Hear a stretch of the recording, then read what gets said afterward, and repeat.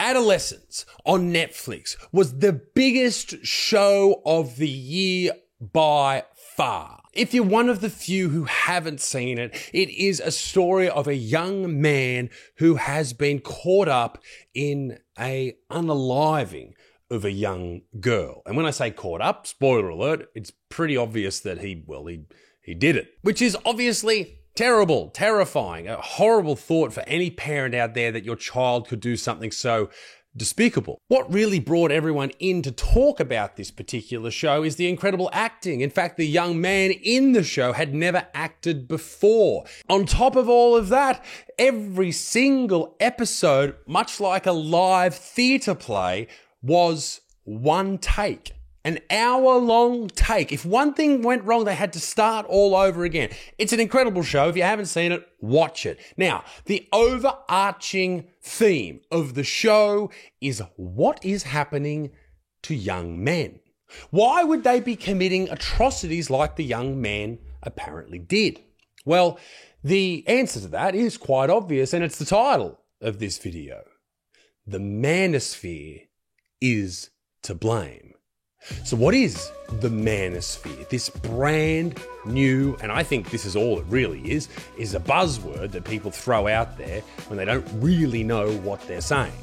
All right, it's something you hear in the media now constantly, and people just repeat it in daily life. The manosphere is to blame. Young men are getting caught up in the manosphere. Well, what is the manosphere? That's what I'm looking to find out in this video, and I want to know if you agree with me. So let me know in the comment section down below. The manosphere right now is everywhere. Look at all of these different articles. They are everywhere. That is ridiculous. But what is it by definition? According to perhaps the most reliable source on the internet, Wikipedia, the manosphere is a varied collection of websites, blogs, and online forums. So we're talking YouTube videos, we're talking memes on Instagram, we're talking videos on Facebook, Snapchat, everything. These promote masculinity, misogyny, and opposition to feminism. A strange grouping of three words there. Communities within the manosphere include men's rights activists, or MRAs, incels, or involuntary celibates, men going their own way, pickup artists, and fathers' rights groups. Now, MRAs get a bad rap. I think caring about men's health and stuff, like that's very positive. Men's mental health, very positive. And fathers' rights groups, obviously that's very positive too. You want dads getting looked after by the legal system, which they don't. Why they're grouped in with pickup artists and involuntary celibates, and I'll get to incels in a minute, but that's a strange grouping to have there when you're talking about something like the manosphere. And then suggesting what the manosphere does is promote masculinity, misogyny, and opposition to feminism. Grouping masculinity in with misogyny and opposition to feminism is also pretty ridiculous. Masculinity is fantastic. It's built the world that we live in right now. Without it, we'd be absolutely destroyed. Misogyny is not good, obviously, very bad. And opposition to feminism, in its original definition, is not good either. I think a lot of men have opposition to misandry, or the hatred of men, but who really thinks that men and women shouldn't be equal? Does anyone actually really think that? The main focus of the conversation on the show Adolescence is the incel group. They are getting all the blame throughout the show for the violence that took place, and probably rightfully so. They are some weird people who are involuntary celibates. Incels, by definition, are just weird dudes, involuntarily celibate. Okay, whatever, bro. You're probably celibate because no one wants anything to do with you because you're a weird human. That's what's going on here. They just seem like angry, sad individuals, and they keep talking about incels in the show, and the conversation in the wider community has continued all about incels and how much they hate women, and the misandrous-loving feminists out there that hate men. They're just as bad. It's bad people. That's what it is. But I think lumping what they're calling the manosphere in with incels is pretty unnecessary, really. Like, why would the manosphere, which sounds like, and as we'll see as the video goes on, by definition, lumps in dozens of creators, dozens of huge creators online, why lumping that in with incels and dangerous, toxic, violent culture is probably pretty unfair. And I saw 3 of these manosphere content creators constantly spoken about. Okay, so let's find out who they are. Number 1, Andrew Tate. This probably comes as a pretty obvious one, okay? In this article here, it says Andrew Tate is a former kickboxer known for his controversial opinion on masculinity, success, and society. He's got a lot of people rooting for him and against him as he debates his views on gender roles and influence. He's even mentioned in the show by name. Now, Andrew Tate, I don't give a shit if you like him or you loathe him. He has been charged with some pretty heinous crimes. And if they are true, then he's a huge piece of shit, okay? But he's still not in jail. So that's interesting.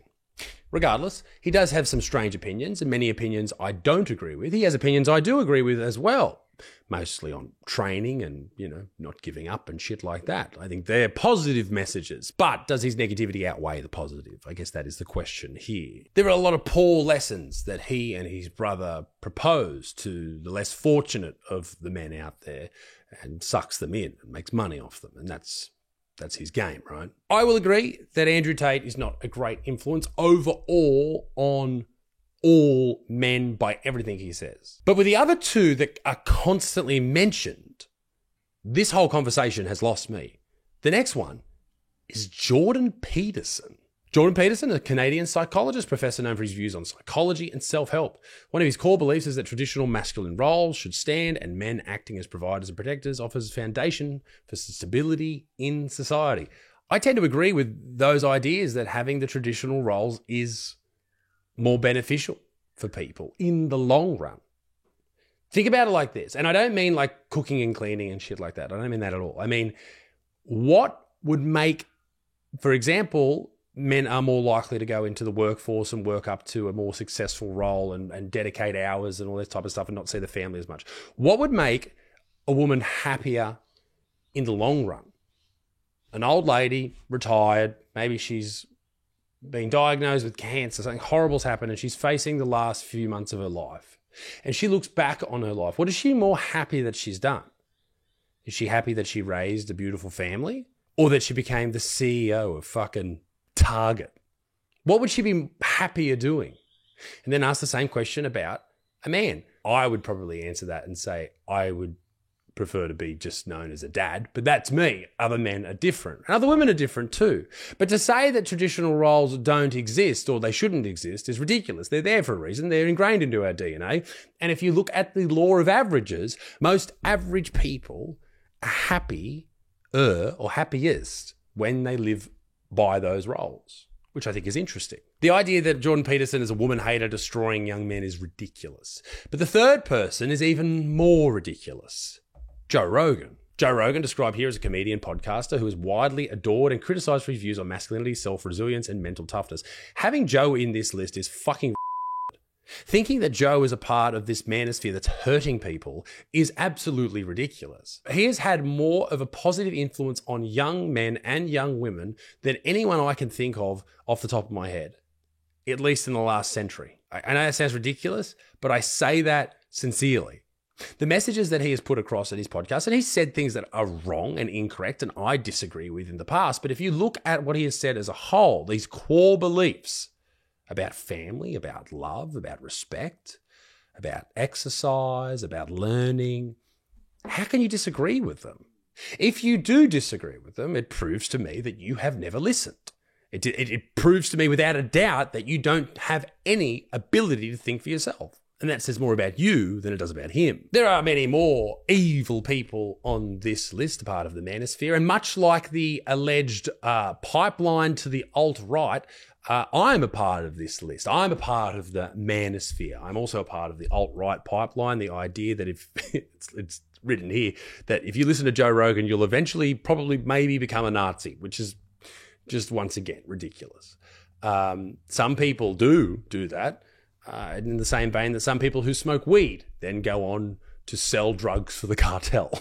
It doesn't mean the weed caused it. Basically, the manosphere is perpetuated by content creators that say things that people who live in left-leaning cities disagree with.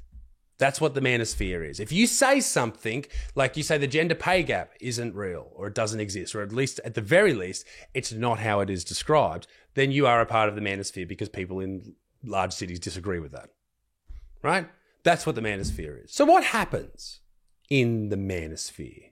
That's an interesting question. Well, if you lump everyone in who uses the internet into the manosphere who happen to be male, then a lot of shit happens. Incel culture happens, hating women, all that type of horrible shit that everyone watching this disagrees with and knows is absolutely awful, should never happen. You should never be violent towards anyone, especially women. That is ridiculous. But also, for some reason, lumped into that is being masculine. Like, that's a bad thing. Like, that's right wing now, is to being masculine. And remember, if you're not super progressive and woke, you're right wing. That's how these political ideologies have changed. And alpha male type living, let me say with this, if you consider yourself an alpha male, you're not, you're a wanker. All right? Alpha male content is cringy as fuck. I don't even need to say it, but if you watch alpha male content, fuck off, idiot. A true alpha male is someone who looks after his family, right? Looks after his business, his job, looks after his goals, looks after himself, and doesn't need to display it to the entire world and prove to other people that he's an alpha. No, you just live a proper existence as a man. That's a proper alpha male. Even things like gym content is apparently quite alt-right, quite manosphere, quite toxic, according to this guy anyway. Fitness is political. Welcome back to everybody's favorite show. We all know a gym bro way too far down the fascist-friendly, alt-right conservative pipeline. But why? It really all comes down to toxic masculinity. It starts with something simple. Working out, self-improvement, grind culture, harmless stuff, healthy even. But suddenly there's a decline into alt-right messaging. You're hearing about real masculinity, the decline of traditional values, and anti-feminism. Anti-feminism, let me clarify what that means. If most reasonable people are feminists, right? Most reasonable people are also anti-misandry, which is the hatred of men. That's where I think some people get confused, that they hate feminism, when really no, feminism is about equality. That's good, but misandry is about hating men. Like, okay, well, you can't. That's also not good. Okay, so there's a strange dissection that happens there, and I think that's what a lot of young dudes get wrong. Like, they shouldn't be against feminism. That's crazy. And I know I've made videos like that. Like, I hate feminism and stuff like that. What I'm saying there is, if you watch the video, is we're against this third wave hatred of men, which I think any logical person should be against. Despite dedicating so much time to the development of their bodies, gym bros often neglect the development of their minds, rejecting intellectualism. This leads to never-ending conspiracy theories. Anti-vaxxers, carnivore diets, seed oil rejectors. It's all just repackaged far-right propaganda. So that's a part of the alt-right. That's a part of the manosphere, is avoiding seed oils, which will promote inflammation in your body and shit like that. Being on the carnivore diet, an anti-inflammation diet, a diet that helps a lot of people with autoimmune disorders and diabetes and shit like that. That's also a part of the manosphere and the alt-right pipeline. And what did he start it with? Anti-vaxxers. Anti-V-word, conspiracy theories. Yeah, okay. So obviously this guy has made this content. So it's got 226,000 likes, almost 1 million views. That's a pretty good like to view ratio. Obviously that's hit a more progressive side of TikTok. And this guy is obviously a progressive, probably goes to a university, and he's been indoctrinated into another way of thinking. Under the guise of health consciousness. And it's particularly damaging to the minds of young men. There's so much focus on individual power that these guys start thinking that doing your own research is better than actual science. And the role models of the industry promote this made-up war against the low-T soy boy beta males. It's an easy trap to fall into, especially if you're isolated, angry, or looking for purpose. Yeah, doing your own research is far right. Okay. The problem is when a company who controls the algorithm, the search algorithm, chooses what you can and cannot see. That's where the problem lies. I've seen this type of thinking, particularly when I was recently in Melbourne. Like, you see a lot of, and obviously that dude's fit, good on him, but you see a lot of people who have this way of thinking where they're not, that they consider working on yourself and being a better version of yourself and really focusing on yourself as a bad way to live your life. You see this with a lot of men, particularly in places like Melbourne, San Francisco, California. They are these real just And when you say beta males, you're talking about these weak versions of men, these scrawny, fat, little weird fucking creatures, right? And I think that that is something that should be avoided at all costs, because of those type of people that are sneaky, that are snakes, that are going to undo you or society to serve their own purpose. And they just look unhappy. The same goes for the women in these cities. Like, they just seem unhappy. One of the things I'd also like to point out is the difference between intelligence when it comes to men and women. I'm not suggesting that men are smarter or women are smarter, but by and large, by average, there are more men who have higher IQs than women. But also at the very same time, there are more men who have lower IQs. And the women seem to be grouped tighter in the middle. And I think this is a really interesting way to look at things, because there are a lot more of those higher, more intelligent men who are going off to do, work as CEOs and all this type of shit. But also these dudes at the end, they're just going to fucking kick rocks and dig fucking holes for the rest of their life. And ladies, you guys are sitting in the middle on average, okay? On average.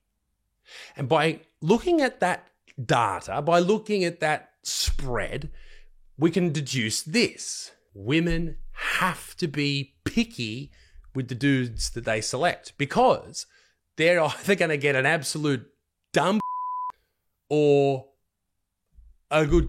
And I think this is where this next part of the manosphere comes in, because they've been talking a lot about it. And it sounds like this talking point is one of the key points that people are worried about. It's called the 80-20 rule, that 80% of women are attracted to only 20% of the men. It's explained here by the government-funded ABC here in Australia. Have you heard about the 80-20 rule? It's being talked about in the new Netflix show. It looks very relatable. Adolescence. But what does it even mean? Hi there, my name's Ryder Jack, and I'm a facilitator from Tomorrow Man and Tomorrow Woman. Let me explain it to you. What the fuck does that mean? The 80-20 theory is the theory that 80% of women are attracted to only 20% of men. Why this is harmful is that guys that feed into this online feel like they're owed something. It's going to make them feel ashamed, and that can lead to them feeling disdain or even hatred towards women. No one owes you anything. I don't care who you are, what gender you are. No one owes you anything. Shut up. So is it all true? When guys are thinking about that 20%, they're probably thinking of guys who are really rich and cut and good looking. Research shows that women are actually looking for intelligence and emotional stability more so than those other things. And what men are looking for tends to be more around attractiveness and sexual desirability more so than women. Think about the women in your life. Who are they dating? Yeah. And this is the whole point of that 80-20 thing. And I'd never heard of this, but it makes complete sense. Women are looking for, and they're designed to look for the best mate possible, right? Who's going to look after the kids, provide good DNA, who's going to be there and provide. That's what women are looking for, because over tens of thousands, hundreds of thousands of years, we as a species have needed that to survive.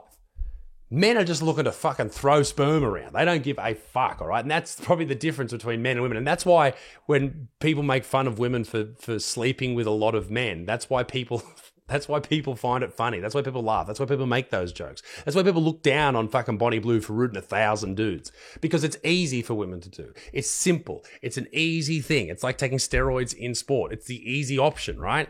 Because dudes will fuck anything. They don't care, right? It's hard to find a dude. Even, Girth Master, he's famous on TikTok. He's a porn guy with the world's biggest dick. If I had a dick that big, I would pass out from low blood pressure. Anyway, he would even find it hard to find 1,000 women to fuck in a day, and he's a professional fucking porn star.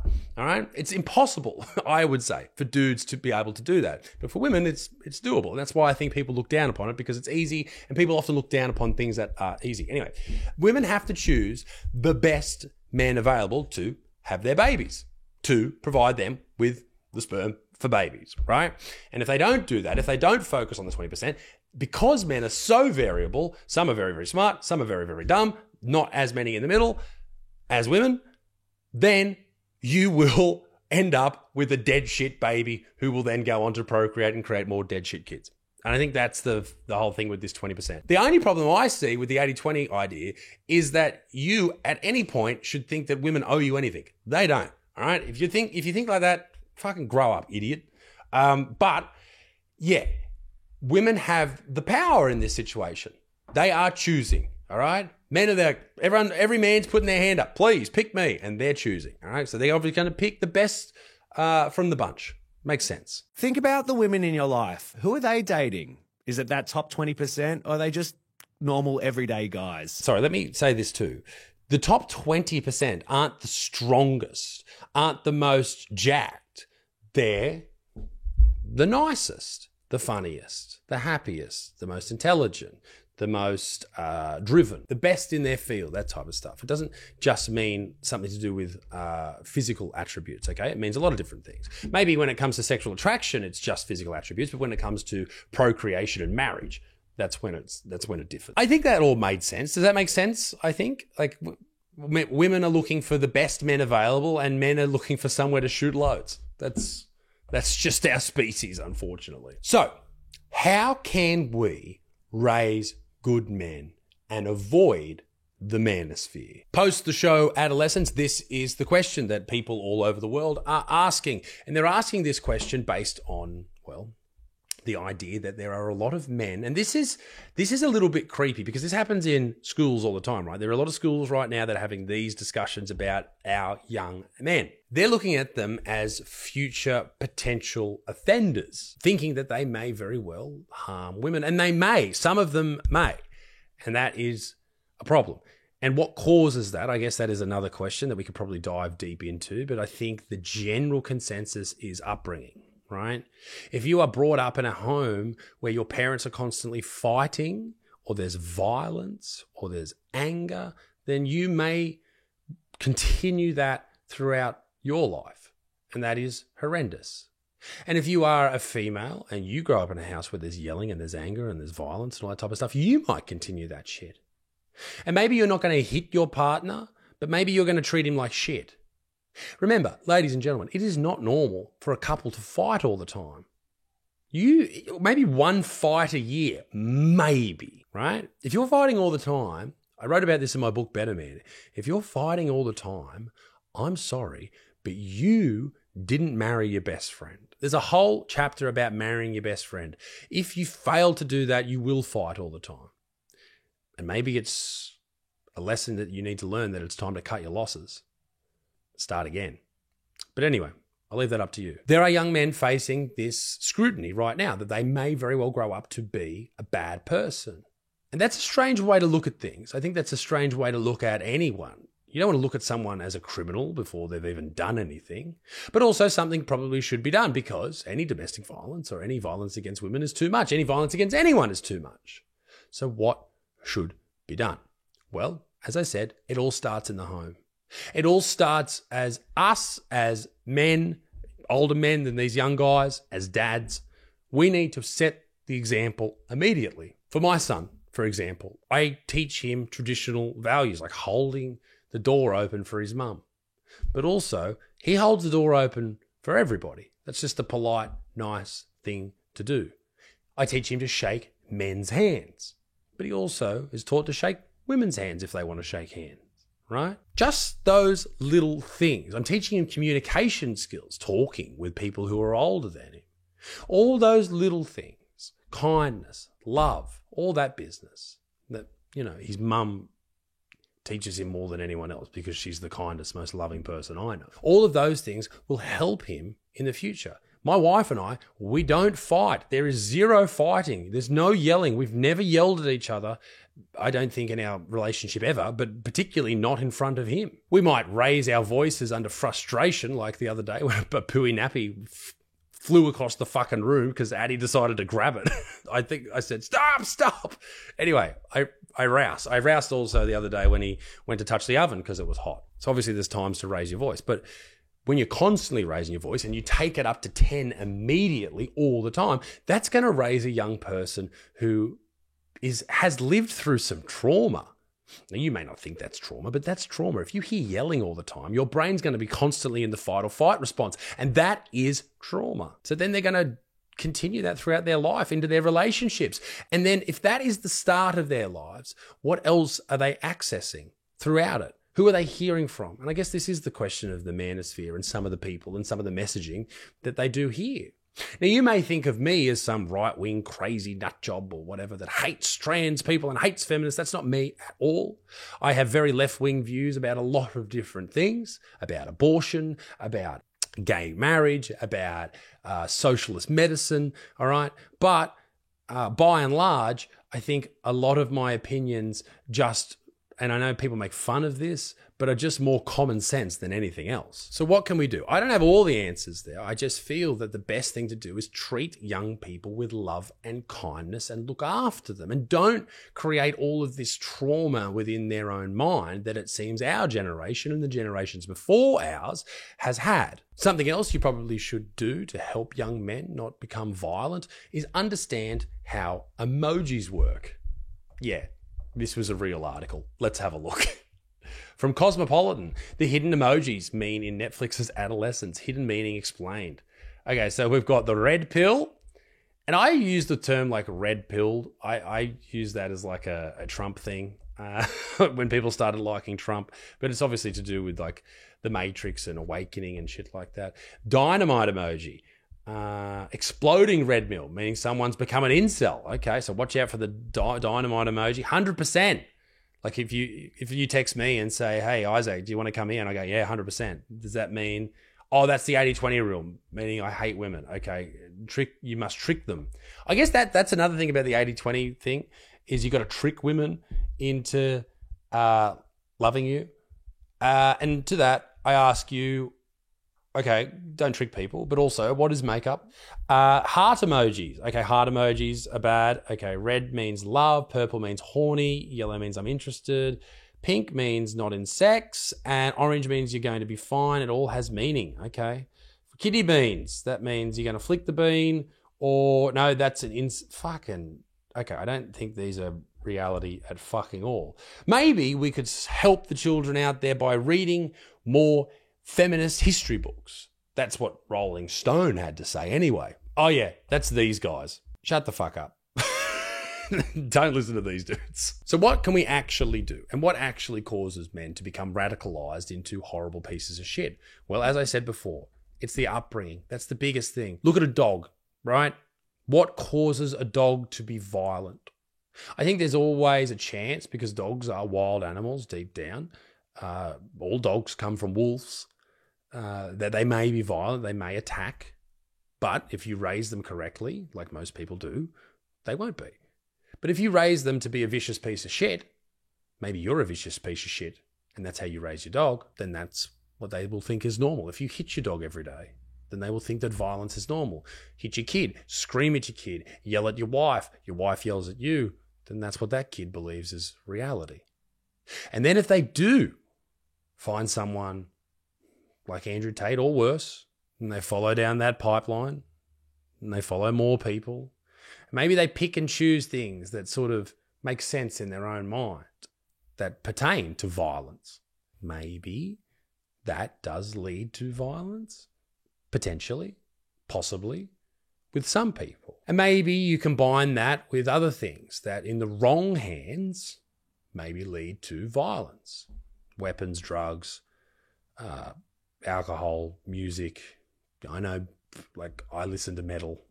I'm fine. But some people, if they listen to metal under the wrong circumstances, maybe even movies like John Wick, if you watch that under the wrong circumstances, maybe that's bad. Even if you watch me under the wrong circumstances, maybe that's bad. Maybe all of this just comes down to the very simple fact that some people are shit people. That's the crux of all of this. I endeavoured in this video to try and come up with some sort of answer. I don't think I have an answer. I don't think anyone has an answer. And I tell you what's not an answer. Regurgitating what you hear people say on the TV or write on social media. When you constantly say, oh, it's the manosphere, we needed to control the manosphere, that doesn't mean anything. That's a buzzword. That's the new cost of living. That's the new fucking do the right thing, trust the science. That's just a buzzword. That's all it is.